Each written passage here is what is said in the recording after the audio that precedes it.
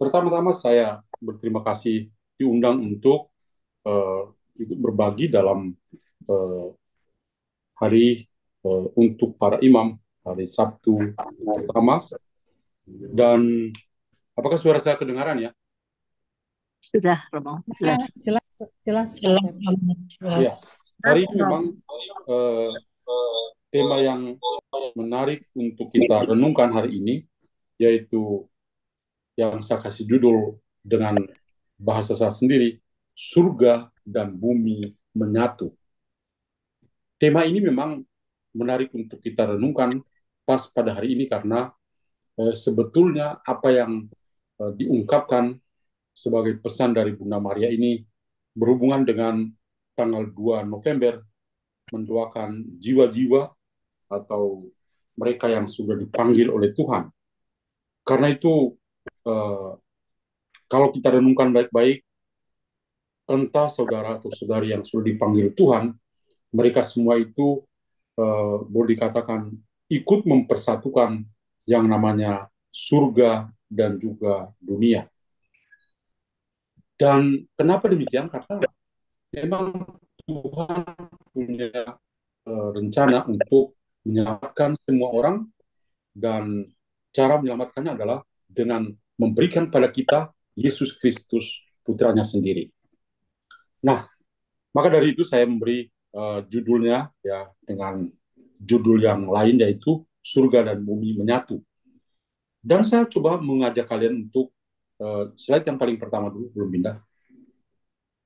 Ya, saya mengajak kalian untuk memperhatikan gambar yang saya tampilkan di sini. Gambar yang saya tampilkan adalah Bunda Maria sebagai Ratu Surga dan sedang mau menggendong Yesus sebagai Raja di atas segala raja. Ini boleh dikatakan sebuah perpaduan antara surga dan dunia itu betul-betul menyatu. Makhluk yang di bumi itu diwakili oleh Bunda Maria, sedangkan Yesus, Sang Anak Allah, adalah utusan Bapa dari surga yang mana betul-betul menunjukkan persekutuan di sana. Oke, maju. Baik, Maria. Pertama-tama saya coba mengungkapkan tentang Maria sebagai Bunda Allah dan juga Bunda kita, sesuai dengan gambar yang tadi saya tunjukkan itu. Nah, kalau kita perhatikan baik-baik, Maria sebagai Bunda Allah, itu kita teringat pada sosok Bunda Maria yang dipilih oleh Tuhan melalui malaikat Gabriel dengan kabar sukacita, dan sejak menerima kabar sukacita, Bunda Maria itu senantiasa menemani Yesus Kristus putranya, bahkan sampai Paskah, dan saya tulis di sini sampai Pentakosta. Kita bisa melihat Maria sebagai Bunda Allah, ya, kabar sukacita, dia bersatu dengan Allah Roh Kudus, dan pada akhirnya pada hari Pentakosta dia bersama para murid Yesus itu menantikan kedatangan Roh Kudus. Jadi lihatlah bahwa perpaduan antara surga dan dunia itu dialami sendiri secara langsung oleh Bunda Maria. Dari kabar sukacita Allah untuk menyelamatkan manusia, dia mengutus malaikatnya untuk menyampaikan berita sukacita kepada Bunda Maria, dan ketika anaknya menyelamatkan manusia, Maria juga bersama dengan para murid untuk menantikan kedatangan Roh Kudus. Tapi momen lain yang juga penting, yang patut untuk kita ingat adalah ketika dalam penderitaan Kristus. Dalam penderitaan Kristus, ya ternyata Tuhan Yesus sendiri, menurut Injil Yohanes bab 19 ayat 26 dan 27, Tuhan Yesus sendiri menyerahkan Yohanes kepada Maria dan Maria kepada Yohanes. Penyerahan dengan perkataan pada ayat 27, inilah ibumu, kata Yesus pada Yohanes, ini menjadi sebuah kalimat yang bagi saya juga menjadi sangat penting karena menjadi kata kunci perpaduan antara surga dan dunia, antara Allah dengan manusia sendiri. Kenapa? Karena Yesus sendiri yang menyuruh ya Yohanes untuk menerima Maria, dan Maria ibunya sendiri menjadi ibu bagi Yohanes. Inilah ibumu. Nanti kita akan lihat juga bahwa sebetulnya ada juga perpaduan atau perpaduan antara surga dan dunia ini. Itu misalnya dalam tulisan-tulisan Santo Paulus, kita menemukan bagaimana Santo Paulus ketika menulis kepada jemaat di Efesus mengatakan Yesus Kristus yang mempersatukan. Yesus Kristus adalah damai kita. Christ is our peace. Jadi Kristus mempersatukan kita, mendamaikan kita antara Allah di surga dan manusia dunia. Dan Yesus menjadi satu-satunya pengantara kita. Jadi lihatlah bahwa untuk memahami tentang perpaduan atau persekutuan antara surga dan dunia, itu banyak hal yang Tuhan lakukan di dalam kehidupan kita.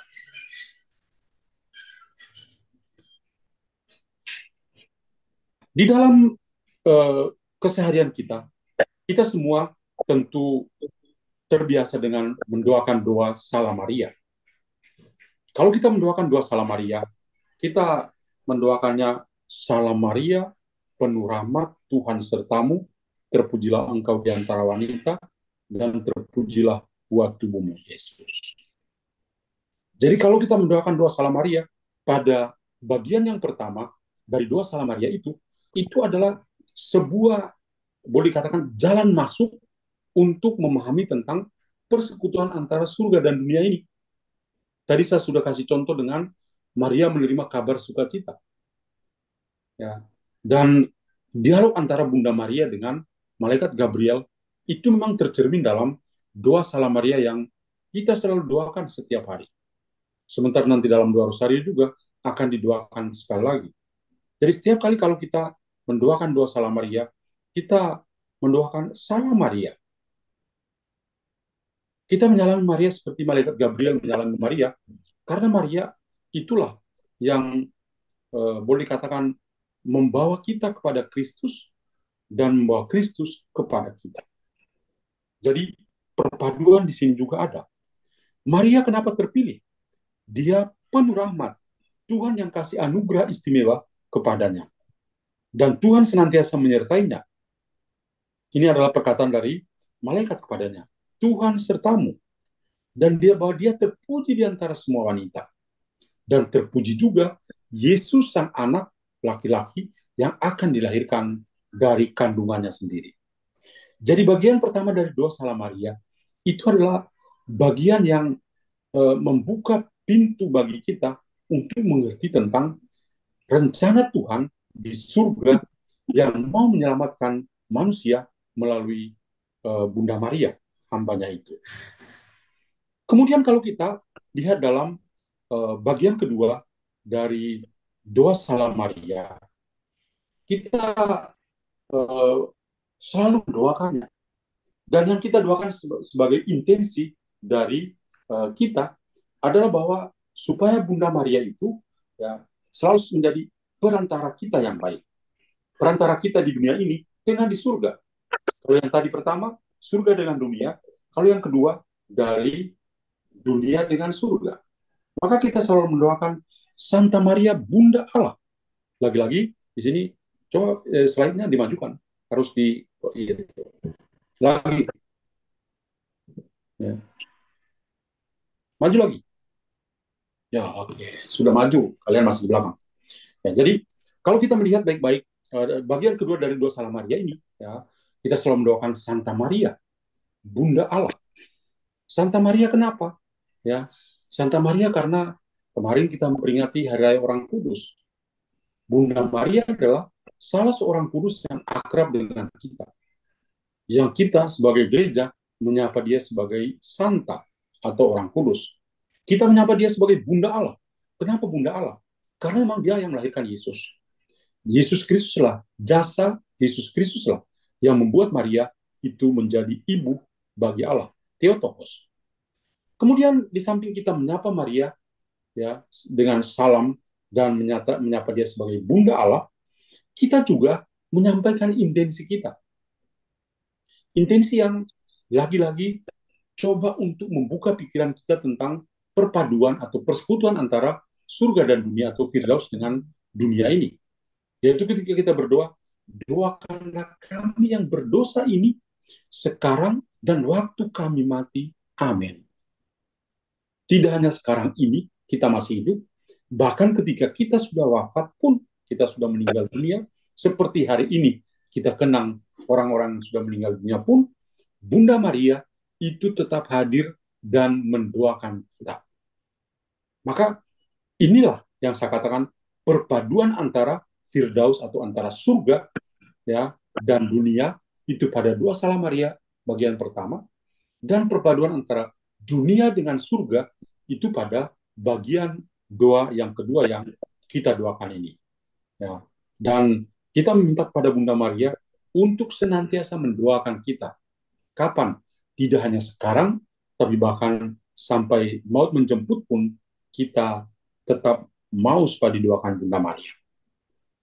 Nah, dengan merenungkan doa Salam Maria yang bagi saya, kalau kita bisa memahaminya dan karena bisa mengantar kita untuk bisa memahami perpaduan antara Firdaus dan dunia atau antara surga dan dunia, ya, kita ingat juga ketika Tuhan Yesus di atas kayu salib bersama dua orang penjahat, yang satu mencemooh Yesus dan yang satu lagi bahkan menunjukkan pertobatannya dengan mengakui kesalahannya dan minta kepada Yesus, Yesus, ingatlah aku ketika engkau datang kembali.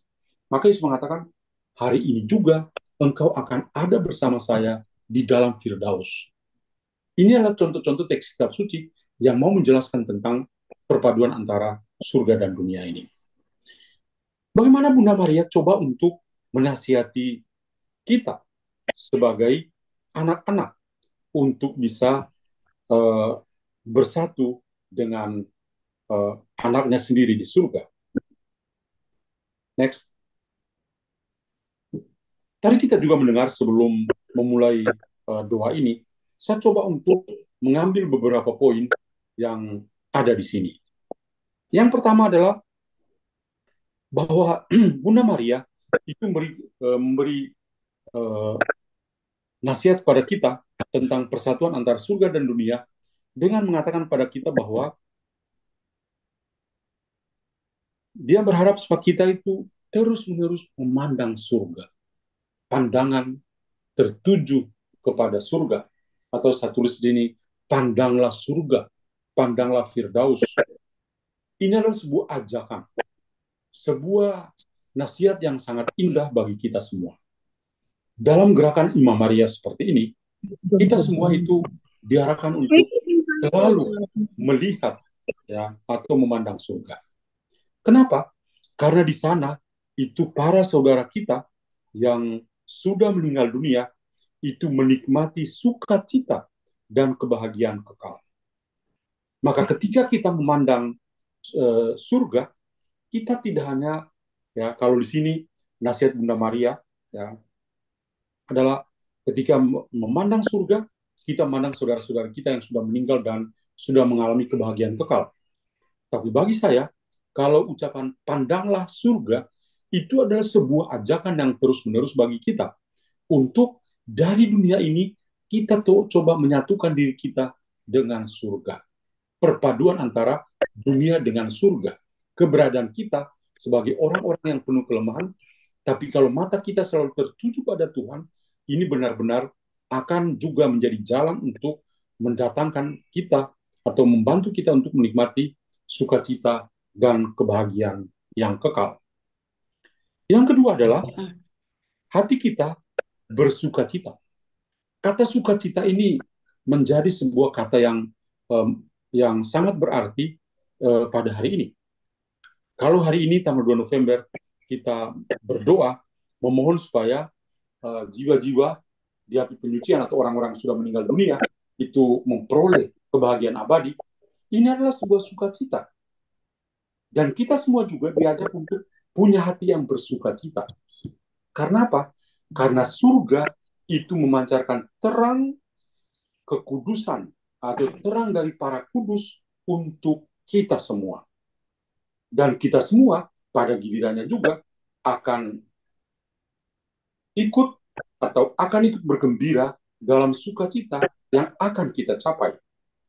Jadi sukacita ini tidak hanya para kudus di surga yang kemarin kita peringati, atau saudara-saudara kita yang sudah meninggal dunia dan menikmati sukacita kekal. Tetapi kita semua juga pada saat yang sama sedang menuju untuk mengalami sukacita yang sama. Maka sejak ada di dunia ini, hati kita perlu bersukacita. Yang ketiga adalah bahwa kita perlu memiliki harapan. Berharaplah. Ini sebuah tema yang penting, bahkan saat tahun jubileum tahun depan, juga temanya tentang harapan. Hidup kita harus punya harapan. Dan itu penting sekali bagi kita. Hidup tanpa harapan itu bukanlah sebuah hidup. Maka di sini, tadi juga kita mendengar, berharaplah karena apa? Karena sanak keluarga kita itu sudah berada di surga. Dan ini kita bisa alami bersama, terutama dalam ekaristi. Kalau ekaristi itu, ekaristi yang kita rayakan di dunia ini adalah ekaristi yang bersifat sementara. Tapi ekaristi perjamuan yang kekal itu kita nikmati ketika kita sudah bersatu dengan Tuhan. Maka boleh dikatakan bahwa kita harus punya harapan. Harapan untuk ekaristi selama-lamanya. Yang keempat, surga adalah tempat yang pasti. Menarik sekali tadi sudah dibacakan di awal, surga itu tempat yang pasti. Sama seperti kematian itu adalah sebuah kepastian, demikian juga setelah kita mati, kita juga akan bangkit bersama Kristus. Kalau konsekuensi dari kebangkitan bersama Kristus adalah surga yang dijanjikan juga merupakan sebuah kepastian. Ini adalah nada optimisme yang Tuhan berikan kepada kita. Jadi surga adalah sebuah kepastian untuk penghiburan yang besar, karena manusia itu akan memandang Allah dengan matanya sendiri. Kalau di dunia ini kita masih membayangkan Allah seperti siapa, tapi di surga kita akan melihat Allah dengan mata kita sendiri. Yang terakhir adalah surga dan bumi itu menyatu. Surga dan bumi menyatu, atau perpaduan antara Firdaus dengan dunia. Pintunya akan terbuka, pintu surga akan terbuka. Dan Yesus Kristus sendiri akan turun dan akan menyelamatkan kita. Maka surga dan bumi menyatu itu kita harus lihat dalam konteks keselamatan. Pintu terbuka dan Yesus sendiri datang untuk apa? Untuk mengadili orang yang hidup dan mati. Ini benar-benar sebuah nasihat yang sangat indah. Next. Kalau begitu, apa yang harus kita lakukan? Yang pertama, untuk bisa menjawab segala nasihat yang diberikan oleh Bunda Maria dalam teks sebelumnya, kita coba lihat ya hal-hal yang bisa kita lakukan. Yang pertama, kematian itu indah. Ini adalah perkataan dari Santo Alfonsus Maria de Liguori. Kematian itu indah. Maka kita harus mempersiapkan diri kita supaya bisa mengalami yang namanya perpaduan antara surga dan dunia dengan surga. Maka kita akan mengatakan kita semua akan mati. Itu suatu kepastian. Dan kematian bukan hal yang menakutkan, tapi kematian itu hal yang membahagiakan. Hal yang benar-benar membuat kita juga itu boleh dikatakan kita mengalami sukacita. Ya. Karena itu, poin yang pertama, kematian itu indah kalau kita sungguh mempersiapkan diri kita untuk menghadapi kematian. Yang kedua, setia untuk memeriksa batin kita. Ini tentu berhubungan dengan sakramen tobat. Kita menyadari diri kita bahwa kita ini adalah orang yang berdosa. Maka kita perlu memeriksa batin kita dan kita melakukan pengakuan dosa kita. Dan yang ketiga adalah kita menghindari diri dari cinta duniawi. Sedapat mungkin menurut Santo Alfonsus, sedapat mungkin kita menghindari diri dari cinta yang manusiawi itu. Kenapa? Karena kita semua perlu mengalami yang namanya kematian itu indah. Jadi perpaduan antara Firdaus dengan dunia, atau antara surga dan dunia, itu kita akan alami ketika kita juga mengaku bahwa kematian itu memang indah. Yang kedua, sedapat mungkin dalam hari-hari kehidupan kita, kita itu sudah mulai mengalami yang namanya latihan untuk kematian yang bahagia. Latihan untuk kematian yang bahagia seperti apa ya? Berlakulah sebagai pengikut Kristus yang baik. Melayanilah dengan sukacita. Percumalah kalau kita menjadi anggota gerakan Imam Maria, tapi kita tidak melayani. Atau kita melayani dengan pilihan-pilihan, dengan perhitungan-perhitungan. Tidak. Tuhan melayani kita tanpa pernah membuat perhitungan tertentu.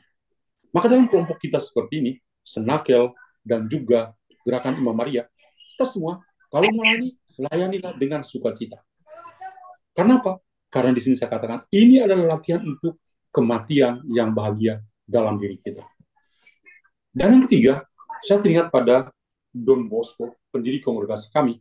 Dia mengatakan sebelum dia meninggal dunia, tanggal 31 Januari 1848, dia sampaikan pada para pastor, ya, beritahukanlah anak-anak saya bahwa saya akan menunggu mereka di surga. Don Bosco itu mencintai orang-orang muda, tinggal bersama orang-orang muda, bahkan sampai meninggal pun di tengah orang-orang muda. Maka kepada para salesian yang pertama, para pastor dan guru STB yang pertama, dia titip pesan, sampaikan orang-orang muda itu, saya meninggal, tapi saya akan menunggu mereka di surga. Perpaduan antara surga dan dunia dengan surga, bagi yang saya lihat dalam diri Don Bosco, itu dalam salah satu nasihat ini, bahwa dia juga menunggu kita di surga. Karena itu, ya, pesan yang sangat indah bagi kita ini adalah bahwa kita selalu siap untuk menanti kematian yang bahagia itu. Dan juga tadi saya singgung bahwa kalau Santo Paulus mengatakan Kristus adalah damai kita. Dia yang mendamaikan surga dan dunia. Ya, dunia yang penuh dengan kelemahan itu ternyata bisa didamaikan oleh Kristus sendiri. Christ is our peace. Dari Efesus bab 2 ayat yang ke-14. Maka pesan saya yang paling terakhir adalah next. Nah, ada saya di situ ya. Bunda Maria, doakanlah kami para imam putramu. Sekian dan terima kasih, dan Tuhan memberkati kita semua. Amin. Terima kasih, Romo. Amin. Terima kasih. Ya. Dan sebelum tutup, saya coba untuk saya akan keluar, maka saya mau mendoakan dan memberkati kalian, kemudian baru kalian lanjutkan doa ya. Ya. Allah Bapa dalam surga, pandanglah dengan rela saudara-saudariku dalam pertemuan doa bersama ini. Kami mohon semoga Engkau berikan berkat-berkat yang berlimpah kepada mereka. Semoga permenungan kami pada hari ini, pada hari Sabtu pertama, sambil mengenang saudara-saudara kami yang sudah dipanggil kematian mereka, semoga mereka mendapatkan kasih dan kebahagiaan kekal di surga. Kami juga mendoakan diri kami masing-masing untuk bisa merasakan keindahan kematian ketika Engkau menjemput kami. Dan kami juga mohon, berikanlah berkat-berkat yang berlimpah pada para imam. Semoga tetap menjadi imam yang memiliki hati gembala yang baik, sebagaimana Engkau kehendak sendiri. Maka saya juga secara istimewa mendoakan saudara dan saudari yang berkumpul dalam doa bersama ini. Turunkanlah berkat yang berlimpah pada mereka ya Tuhan, dalam nama Bapa dan Putra dan Roh Kudus. Amin. Terima kasih, Romo. Oke, sama-sama selamat melanjutkan doa. Terima kasih, Romo.